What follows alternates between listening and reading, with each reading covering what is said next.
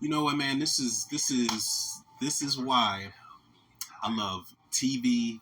I love film. I love theorizing.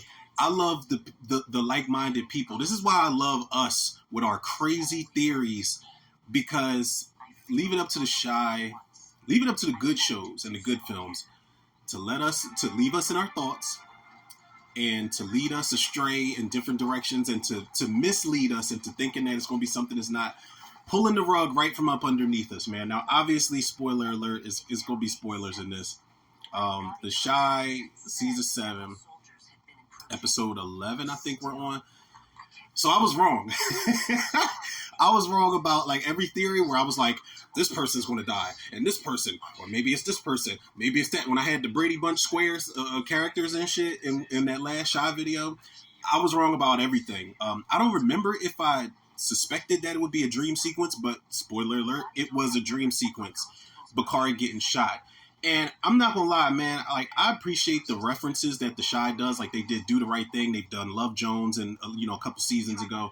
The appreciation and the homages to Black cinema, I appreciate it. But like, I'm glad that Bakari getting shot in that alleyway was a dream sequence.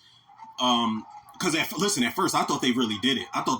And I was like, oh shit, y'all really recreated it and went straight for it. Leg shot, shot in the back, exit wound out the chest. I was like, oh shit. And I'm not gonna lie, it fucked me up for a little bit. The Shy definitely, before Bakari woke up from that nightmare, they pulled our fucking hearts clean out of our rib cages with that moment right there. And I know I've been saying Bakari's getting on my nerves, this, that, and the other, but I don't want to see his character die, man. I really don't at this point. But before that, I'm not gonna lie, man. When Kadeem Hardison's character was doing the whole gentrification, like monologue type of thing that Lawrence Fishburne did originally in Boys in the Hood, it was kind of annoying because I'm like, all right, like I appreciate the fact that we're showing love to Boys in the Hood, but that scene right there, it was like we're already getting the nods, and I really could have went without that whole sequence right there. As soon as Papa, Jake, and Bakari pulled up to that big ass sign, I was like, are we really about to do this right now? And then Kadeem Hardison came out, basically playing Furious Styles 2.0. And then when the goons popped up in back and was like, yeah, he right, yo, I was like, okay, saying, I'm like, come on, man, like that wasn't needed for me. We know we're referencing Boys in the Hood. I could have gone without that, but it's a small gripe in a really good episode, man, because this episode broke me.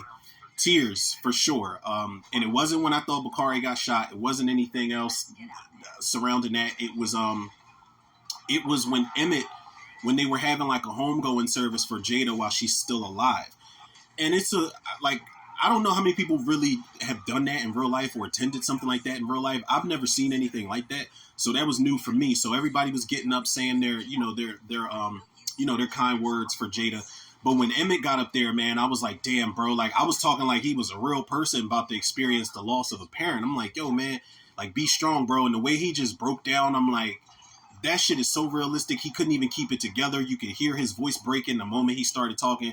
That shit got me, man. That was like the Shy is good for having some of the most realistic moments, even with some of the most unbelievable shit that we may complain about in this series.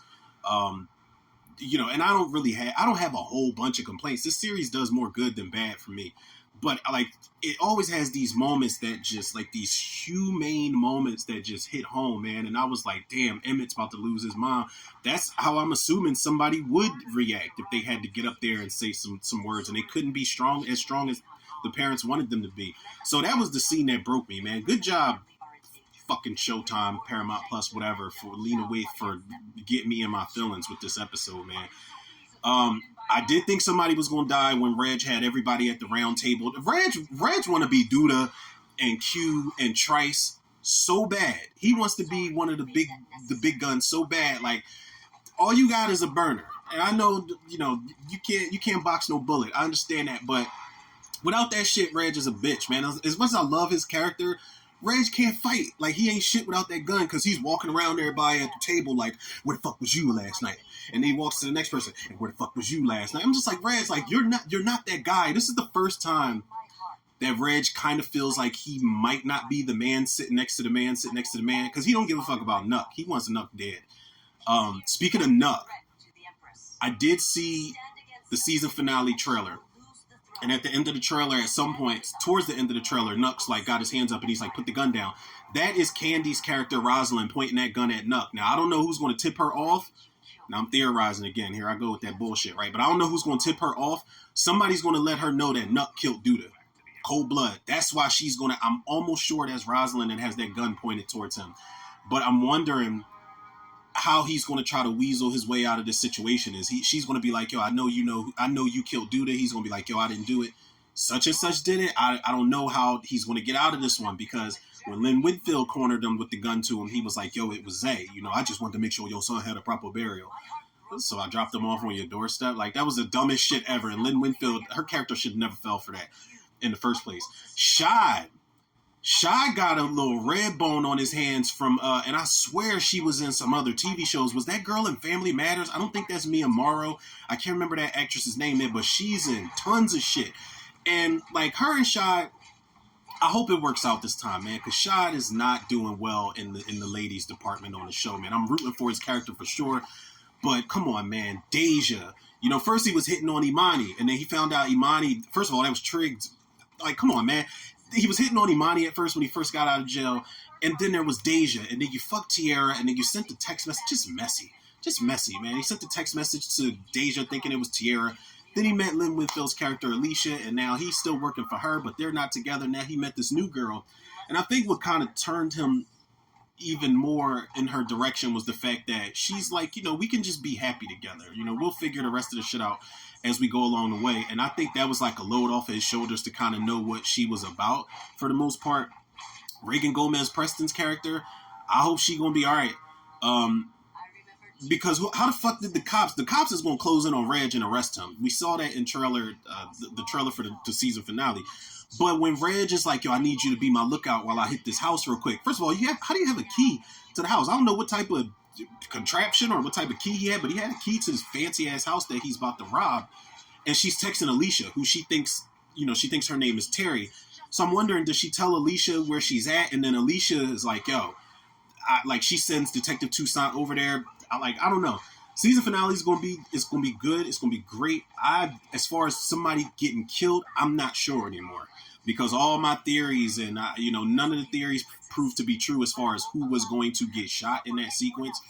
So I don't know, man. And also, we know Darnell gonna hook up with Wendy Raquel Robinson, man. The moment they introduced her and she's like, oh, I lost my husband due to such and such, he was like, well, I'm about to lose my wife, man. Like, as soon as they did that, I'm like, they're going to bring her back for season 2 when Yolanda Ross's character is no longer on the show and when her character is no longer on the show and Jada's actually gone.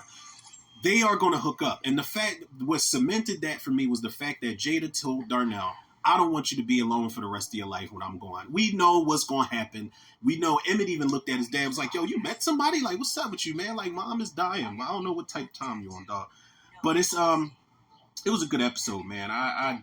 I'm mad I did that whole fucking theory video for nothing, man, because none of them niggas died in that episode. But it was still a good episode nonetheless, for sure. I can't wait for... The season finale is going to be bittersweet, regardless of whether somebody dies or not, because, man, we got to wait like 6 to 8 months for season 8, man. But I'm ready for it, for sure.